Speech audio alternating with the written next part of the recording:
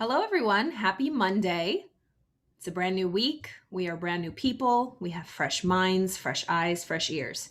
We are continuing the reading, Neville Goddard's The Power of Awareness. We're on chapter 13, Acceptance. This is one of my most favorite people. No. We have fresh minds. Carla. You know, whenever I go live, this Instagram pops up a new window and it starts playing the live video. I don't want to hear my voice. Okay. So this is one of my favorite chapters. I mean, they're all so good. Chapter 13, Acceptance. And we will go right into it. Let me quiet this down. All right, here we go. Chapter 13, Acceptance. Man's perceptions are not bounded by organs of perception. He perceives more than sense, though ever so acute, can discover. Man's perceptions are not bounded by organs of perception. He perceives more than sense, though ever so accurate, can discover. William Blake. However much you seem to be living in a material world, you are actually living in a world of imagination. The outer physical events of life are the fruit of forgotten blossom times, results of previous and usually forgotten states of consciousness. They are the ends running true to oft-times forgotten imaginative origins. This is so good. Whenever you become completely absorbed in an emotional state, you are at that moment assuming the feeling of the state fulfilled. So whenever you become completely absorbed in an emotional state, good or bad, you are at that moment assuming the feeling of the state fulfilled. If persisted in, if you hang out there, whatsoever you are intensely emotional about, you will experience in your world. We've discussed this a lot. It starts with our imagination. Our imagination didn't, oh my God, who said that? Edison, Einstein? I think Einstein. Imagination is the preview of life's coming attractions. Imagination is the preview of life's coming attractions. These periods of absorption, of concentrated attention, are the beginnings of the things you harvest. It is in such moments that you are exercising your creative power, the only creative power there is. At the end of these periods or moments of absorption, you speed from these imaginative states, where you have not been physically, to where you were physically an instant ago. In these periods, the image state is so real that when you return to the objective world or the outside world, the real world, as our physical eyes would state. So in these periods, the imagined state is so real inside that when you return to the objective outer world and find that it is not the same as the state that you were just in your imagination, it's an actual shock. You have seen something in imagination with such vividness that you now wonder whether the evidence of your senses can now be believed. And like Keats, you ask, was it a vision or a waking dream?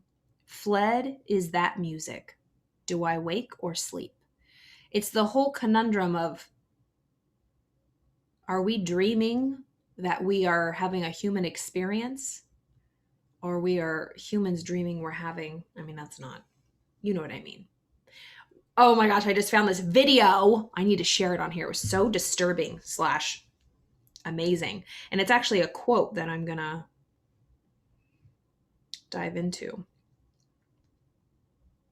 I'll have to find it. It's about, well, I'll talk about it later. Okay, you'll see it. This shock reverses your time sense. By this is meant that instead of your experience resulting from your past, it now becomes the present of being in imagination, where you have not yet been physically. In effect, this moves you across a bridge of incident to the physical realization of your imagined state. Listen up. The person who, at will, can assume whatever state they please has found the key to the kingdom of heaven.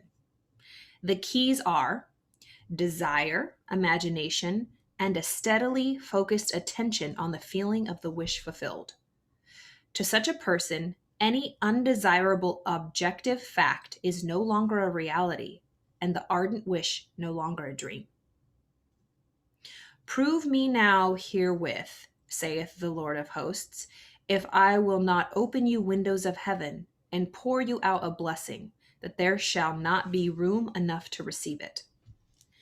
The windows of heaven may not be opened and the treasures seized by a strong will, but they open of themselves and present their treasures as a free gift, a gift that comes when absorption reaches such a degree that it results in a feeling of complete acceptance. The passage from your present state to the feeling of your wish fulfilled is not across a gap. There is continuity between the so-called real and unreal. To cross from one state to another, you simply extend your feelers, trust your touch, and enter fully into the spirit of what you're doing.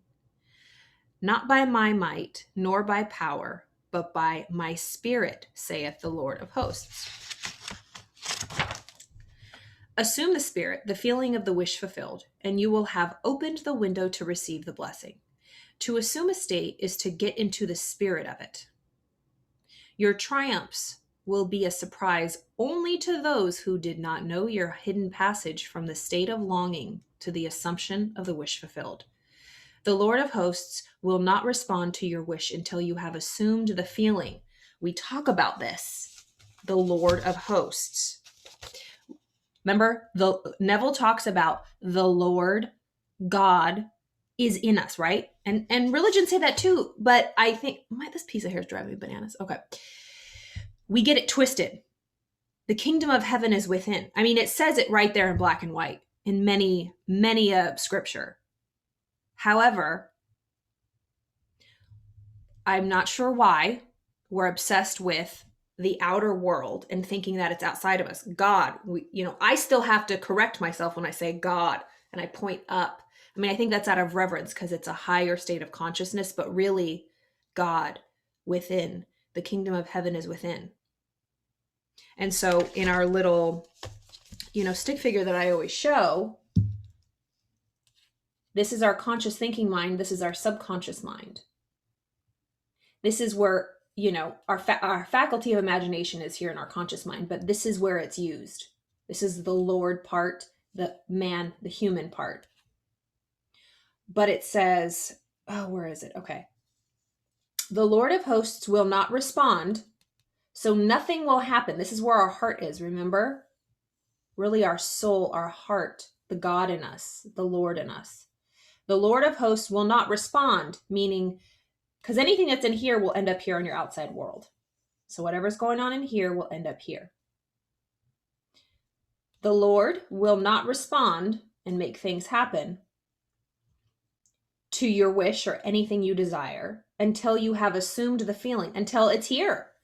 If it's not here in your heart, in your soul, in the godlike part of you, it will never show up here. If your emotions and your feeling and your heart and soul isn't in it, emotionally involved, if your heart's not in it, you will never see it here. You can think it all day long till the cows come home. Read all the books, watch all the seminars, go to all the lectures. But if you are not truly feeling and believing with faith, feeling it with all your blood and bones, you'll never see it out here.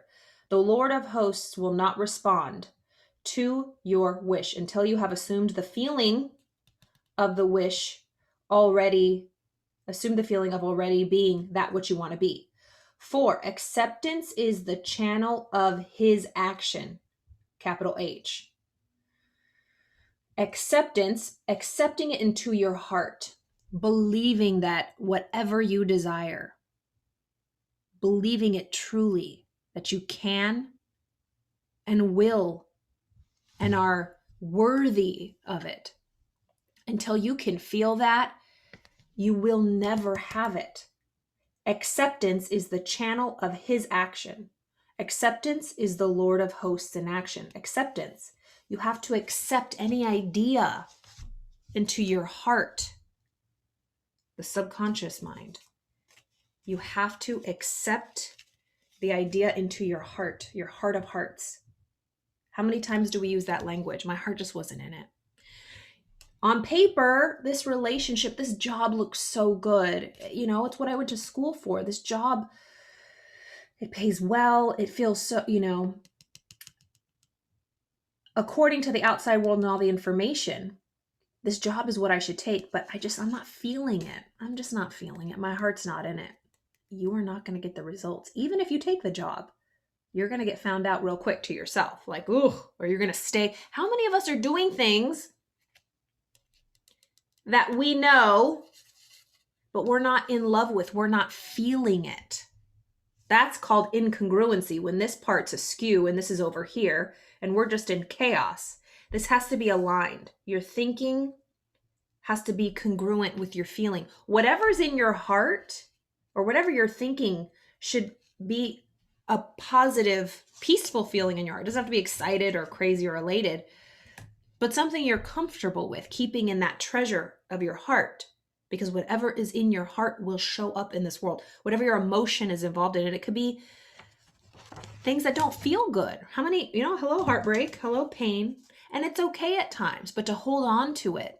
Because pain, grief, the loss of things, that's a natural process of life. But to use the higher faculty of memory to take a past event and hold on to it and get emotionally involved with it over and over and over and over is not healthy for you or anybody around you. You can get sick. You literally cause illness, anxiety. This is a big chapter. It really is. However much you seem to be living in a material world, you are actually living in a world of imagination. So to our human eyeballs, this is my little guy. Thank you again, Kyle. These are our five senses, represent our five senses. This is that little stick figure. See, hear, smell, taste, touch. Our five senses, our eyeballs, what I'm looking at.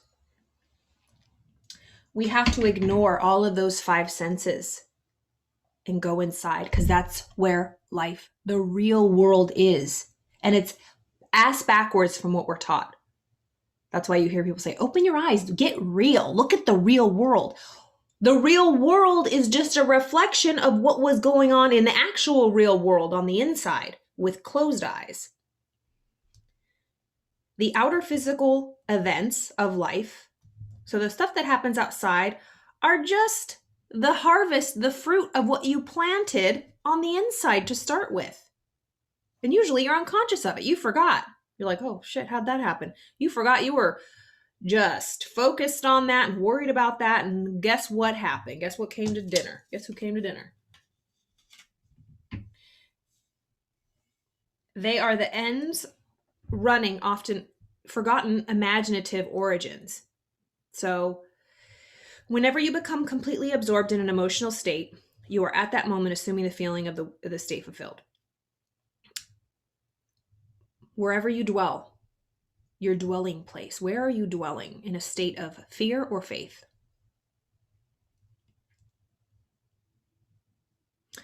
The person who at will can assume whatever state they please has found the keys to the kingdom of heaven. The keys are desire, imagination, and a steadily focused attention on the feeling of the wish fulfilled. That's free will. We can think, and that's something that nobody can take away from us. We can use the tool of imagination any which way we want. Unfortunately, we might have been raised in a way that habitually it's just become a habit to imagine the worst, holding it by the blade. Because we think if we think the worst, then we can't be let down. Because if we think the best, oh, that fall will be really hard if it doesn't work out. It's a protective mechanism. But it's an illusion, it's a lie. Because whatever we imagine is what we will experience. The windows of heaven cannot be opened and the treasures seized by force. You can't push it, but they will open themselves and give you all the treasures freely as a gift. That comes when you accept it. Accept the universe, the world, nature, Mother Nature, this planet flying in the universe is continually giving 24/7 energy flowing into our body, like we talk about. What's running this refrigerator? What's it plugged into? The energy that's constantly flowing. Scientists call it energy. Theology calls it spirit. So spirit is always constantly flowing into us, to and through us. It's this part, we are the cookie cutter. We make it the shapes we want. So it's coming in, it's like the printing job. Those little antenna that we have. This is you and I. 24/7, it's getting information, energy. You can feel it always coming in. You see things, you hear, smell, taste, touch things. Then it goes in here. This is our conscious mind. It's here that we have choice. What just came in here? What do we want to do with that information? How are we going to file that? We might kick it out. We might reject it and say, wow, that's a bad idea. I don't want to do that. That makes me feel bad. But if it's something we want, we put it down here into our heart. Remember, this is the Lord. This is where all the magic happens. This is God power. Once it's in here and we're emotionally involved and we dwell in it, we're absorbed. It's just a matter of time before it gets printed out. So if you have a wireless printer, you send the message to your printer from the ether. Beauties of technology. And it goes into the queue.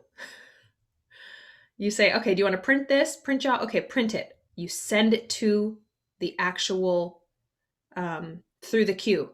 It's going to be printed. What are we printing? What are we accepting? Some people are just like, if they have unrestricted or Wi-Fi, things are just being, what if that's what we are? If we don't guard our minds and have a password and a gate, have you ever been in like a coffee shop and you had like a unlocked Wi-Fi? Everyone's going to hop on your Wi-Fi.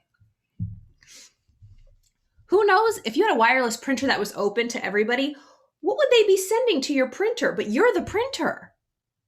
Would you just let everybody's ideas, everybody's thoughts, everybody's feelings and emotions, everybody's fear fly into your printer, accept it, get emotionally involved with it, and you just print it out and see it in your own life? No. That's why it's so important to think for yourself, to guard your mind, to be conscious. And it takes a little work because it's like, oh, but we're just so, it's like a muscle like anything else. It's just habit, habitually engaging in exercises of being aware of what is going into your mind. I just love this chapter. What does it say?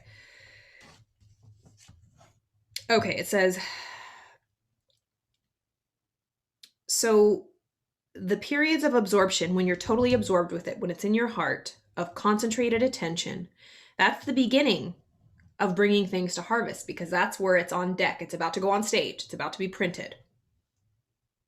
So at this point of absorbed concentration, it is at these moments that you are exercising, that we're exercising our creative power. That's how we create. We get emotionally involved. Have you ever felt so amped up and the vision is so clear and you can feel it? It's like, oh, watch out, world. It's coming. I don't know when, but it's going to happen.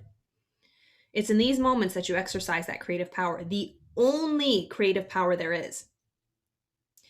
At the end of these periods or moments of absorption, you speed from these imagined states where you have not been physically. So we're here.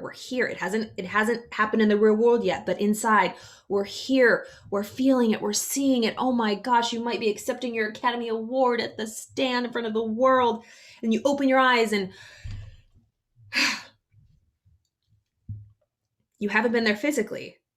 I returned to my state here that I was just at.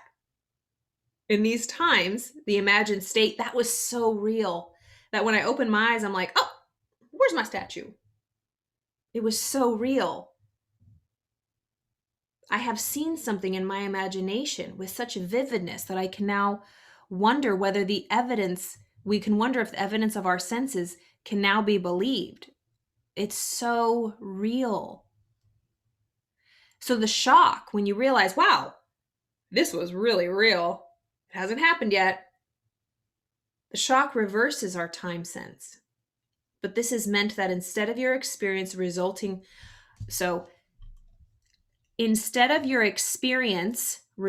from your past, it now becomes the result of being imagination. Every experience, there's two ways of living. 97 out of 100 people are living this way.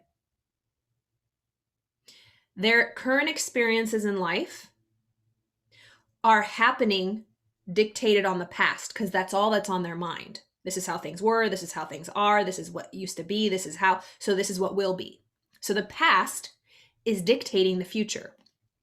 The past, by holding it in that queue all the time, is just replicating. It's printing. Because if you just focus on your past and the past mistakes and history and how things were and the unnewness and the old staleness, you're going to keep getting old staleness always. It's a printing job. So the first group of people lives by creating their experiences based on the past, what's already been. But we begin through doing this by having our experiences and what we create based on our imagination. So our future is truly, it's like driving in a car. Either we are moving this physical vehicle forward in our life ship by looking through the windshield, where we should be looking, hello, rather than looking in the rearview mirror behind us. Because we're totally driving, but we're looking at what happened in the past. And that's dictating where we go. Because no matter how far we go or whatever, we're always just seeing the past. Rip that mirror off, look into the future. And we can create whatever we want. That's the beautiful part. Only emotionally involve yourself with the life and the experiences that you desire, regardless of what's happening right now. We all go through things, tough things. Somebody might be sick. Somebody might be going through a hard time. That's reality. Reality according to our physical eyes. How would we like it to be? And that's what prayer is. I see that you're sick, but in my mind's eye, my imagination, I see you healthy. I see you happy. I see you healed. I see you. And if it's terminal, I see this the most peaceful transition.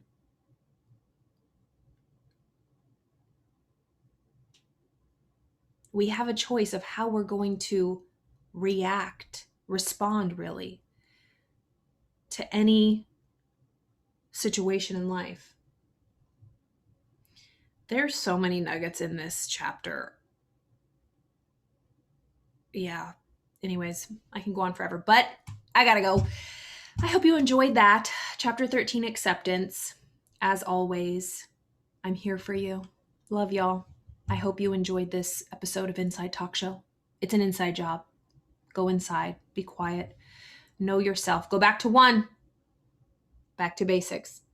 Close out all the outside senses and go into the real world. The real world is the world that none of us can see, but the world that will be. So create the world you want. Love y'all. See you tomorrow.